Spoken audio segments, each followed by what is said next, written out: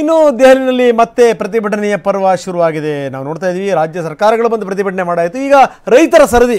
ರೈತರು ದೊಡ್ಡ ಮಟ್ಟದ ಪ್ರತಿಭಟನೆ ಮಾಡ್ತಾ ಇದ್ದಾರೆ. ನೋಯ್ಡಾ ರಸ್ತೆಯನ್ನು ಬಂದ್ ಮಾಡಿ ಪ್ರತಿಭಟನೆಯನ್ನು ನಡೆಸ್ತಾ ಇದ್ದಾರೆ.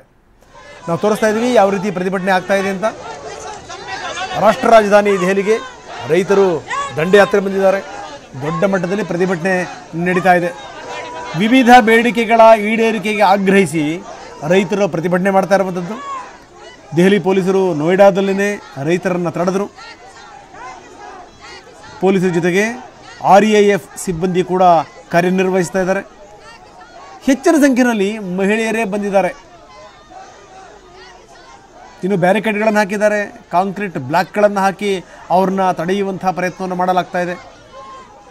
3 ರಾಜ್ಯಗಳ ಪೊಲೀಸರು ಇದರ ಜವಾಬ್ದಾರಿಯನ್ನು ತಗೊಂಡಿದ್ದಾರೆ. 3 ರಾಜ್ಯಗಳ ಪೊಲೀಸರು ಇವರನ್ನು ತಡೆಯಲಿಕ್ಕೆ ಪ್ರಯತ್ನವನ್ನು ಪಡ್ತಾ ಇದ್ದಾರೆ.